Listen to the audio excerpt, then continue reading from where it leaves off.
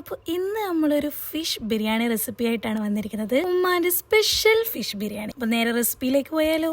അപ്പോൾ മസാലയ്ക്ക് വേണ്ടിയിട്ട് ഉള്ളിയും ജിഞ്ചർ ഗാർലിക് പേസ്റ്റും കൂടിയിട്ട് ഒന്ന് സോട്ട് ചെയ്തെടുക്കുക. അപ്പോൾ വേറൊരു പാനിൽ ഫിഷിന് സാധാ മാരിനേഷൻ കൊടുത്തിട്ട് നമുക്ക് ഷാലോ ഫ്രൈ ചെയ്തെടുക്കാം. ഇതൊരു ഇലക്ട്രിക് ചോപ്പറാണ്.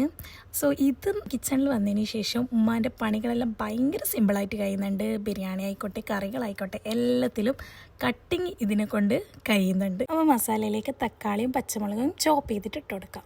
ഇനി നമുക്ക് പൊടികൾ ഇടേണ്ട സമയമാണ്. മുളക് പൊടി, മല്ലിപ്പൊടി, ഗരം മസാല എല്ലാം ഇട്ടിട്ട് നന്നായിട്ടൊന്ന് സോട്ട് ചെയ്ത്. പൊടികൾ ഇടുമ്പോൾ നമ്മൾ ബിരിയാണിയിൽ ഓവറായിട്ട് മസാല പൊടികളൊന്നും ഇടാത്തതാണ് നല്ലത്. ഈ ബിരിയാണീൻ്റെ ഒരു ടേസ്റ്റേ പോയിപ്പോൾ. മസാലയിലേക്ക് ഒരു ഹാഫ് ലെമണും മല്ലിച്ചപ്പും ഇട്ട് കൊടുക്കാം. വേറെ ബിരിയാണി പോട്ടിൽ നമ്മൾ ഓയിൽ ഒഴിച്ചിട്ട് അതിൽ ചോപ്പ് ചെയ്ത ഉള്ളി ഇട്ട് ഇനി നമ്മൾ ഫ്രൈ ചെയ്ത് വെച്ച ഫിഷ് ഉണ്ടല്ലോ, അത് ഈ മസാലയുടെ മേലിലേക്ക് ഒന്ന് നിരത്തി വെച്ചിട്ട് ഒരു 5 മിനിറ്റ് ലോ ഫ്ലെയിമിൽ ഒന്ന് കുക്ക് ചെയ്തെടുക്കാം. അപ്പോൾ ഇങ്ങനെ ചെയ്യുമ്പോൾ നമ്മുടെ ഫിഷിൻ്റെ ഫ്ലേവർ ആ മസാലയിലേക്ക് നന്നായിട്ട് അങ്ങ് പിടിച്ചത് നമുക്കിന്ന് മാറ്റിയിട്ട് സെയിം പാത്രത്തിൽ ചോറുണ്ടാക്കിയെടുക്കാം. ഹോൾ സ്പൈസസ് ഇട്ട് അതിലേക്ക് ആവശ്യത്തിനുള്ള വെള്ളം ഒഴിച്ച് ലെമൺ സ്ക്വീസ് ചെയ്ത് ഒരു സ്പൂണോളം ഗീ ഒഴിച്ചിട്ട് നമുക്ക് കഴുകി ക്ലീൻ ആക്കിയ റൈസ് ഇട്ടിട്ട് നന്നായിട്ട് മസാല അടിപൊളിയായി സെറ്റായി വന്നിട്ടുണ്ട്. ഇനി നമുക്കിതൊന്ന് ഓഫ് ചെയ്തോ. ഇനി നമ്മുടെ നെയ്ച്ചോറ് ഇവിടെ സെറ്റായിട്ടുണ്ട്.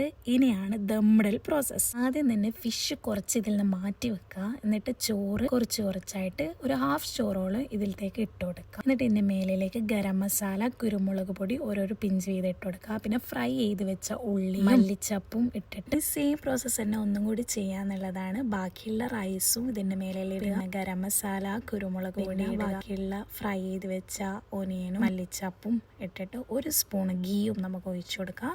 പിന്നെ നമ്മൾ എടുത്തു വെച്ച ഫിഷ് ഫ്രൈ ഉണ്ടല്ലോ, അത് ഇതിൻ്റെ മേലിൽ വെച്ച് നന്നായിട്ട് ഒരു 20 മിനിറ്റ് ഓർ 10 മിനിറ്റോളം ക്ലോസ് ചെയ്തിട്ട് ചെറിയ തീയിൽ വെക്കുക. അത് തുറക്കുമ്പോൾ ഒരു സ്മെല്ല് വരാനുണ്ട്.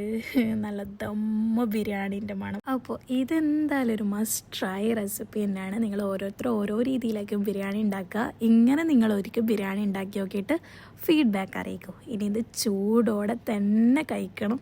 അടിപൊളി ടേസ്റ്റാണ്. അപ്പോൾ ഇത് ഞാനൊന്ന് ആസ്വദിച്ച് കഴിക്കട്ടെ. നല്ല ഫിഷും നല്ല മാങ്ങാച്ചാറൊക്കെ കൂട്ടിയിട്ട്. അപ്പം ബാക്കിയുള്ള വീഡിയോ ആയിട്ട് വരാം. അതുവരേക്കും ബൈ ബൈ.